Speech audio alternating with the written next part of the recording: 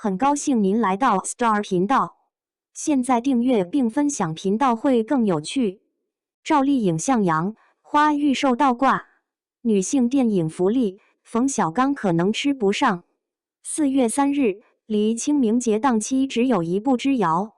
这几年，网上开始出现一种声音，说赵丽颖主演的向阳花预售倒挂，可能要票房扑街了。从大盘走势情况来看，说这部电影可能最终的票房不高，似乎成立，但是说这部影片目前的预售被倒挂，则不成立。截至目前，该片的预售是689.58万元，虽然无法成为清明节档期的第一，但至少还排在第3的位置上，说倒挂肯定是不行的。因为该片由赵丽颖主演，所以很多影迷天然地认为赵丽颖应该扛票房，该片票房至少应该10亿元起步等等。实际上，赵丽颖个人扛票房的能力是相对有限的。2024年10月26日上映的电影《乔岩的心事》，赵丽颖和辛芷蕾一起扛票房，才不过获得了累计1.51亿元的票房成绩罢了，这还是双扛。换成赵丽颖一个人单扛，这个票房估计只能打折了。在院线电影方面，从来没有任何一位演员敢说自己扛票房的，所以调侃赵丽颖新片票房倒挂之类的话语，我更愿意将其视为外行话。然而，这些外行话往往是行内人说的，比如说，通过这些话语去刺激赵丽颖的粉丝，让粉丝们通过疯狂购票的方式，便于片方获取更多票房。类似的事情也出现在春节档，肖战主演的《射雕英雄传》上映之前，也有讽刺肖战从而刺激其粉丝的行为出现。对于明星扛票房这件事情，我素来坚持的看法是他们扛不起来票房，甭拿这个刺激他们的粉丝了。电影卖得好不好，主要看内容，而为电影内容负责的第一责任人是导演，电视剧这边则是编剧，院线电影这边需要扛票房的应该是导演。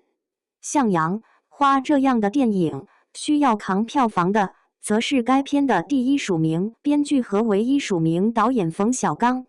小刚导演有些电影票房非常好，有些则不咋地，这和电影质量有关系，和题材内容也有关系。像这部向阳花想要吃的，则是题材福利女性电影。女性电影作品这2年来有了不错的题材福利，一些曾经只能买1800万元票房的女性题材电影，通过女性营销手段，已经可以卖到几个亿了。这和女性影迷消费崛起有关系，也和男性需要攒钱，没钱看电影有关系。向阳花这部电影讲的是几位从监狱当中出来的女性如何谋生的故事。这是典型的在极端环境和极端角色设定当中的女性故事。曾经的女性犯罪者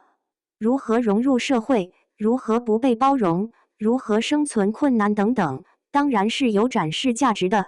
但是，这个基于少数的展示，可能无法赢取绝大多数女性的情感共鸣。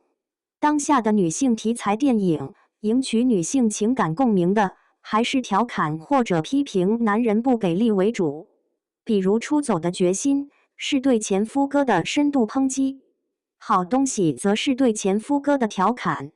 和对于离异女性稳定生理生活的一种乐观歌咏。这些内容可以撩拨在女性的心坎上，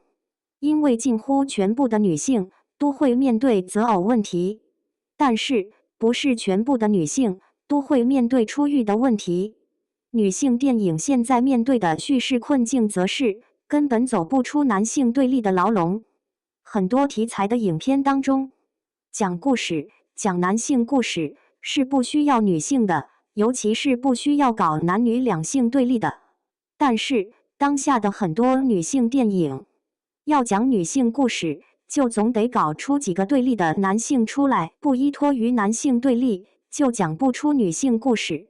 此外，基本上全部的女性电影题材红利都需要女性编剧和女性导演来吃，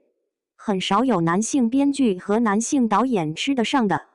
像冯小刚导演想要通过向阳花吃女性电影的题材福利，可能是相对困难的。对于女性影迷而言，大家会先入为主的认为，一个过年可以把女演员留在家里让其给看客们跳舞的导演，怎么会体验到女性生存之悲苦呢？当然，这件事情小刚导演也有自己的苦。女性影迷们缺乏对于男性创作者们在女性题材上的共鸣情绪基础，所以女性电影本身的红利还是留给女编剧和女导演的。向阳花这部电影，同样的内容，换女编剧和女导演上，票房应该可以翻倍。对此，小伙伴们有什么看法呢？欢迎在下方评论区留言，和大家一起分享讨论吧。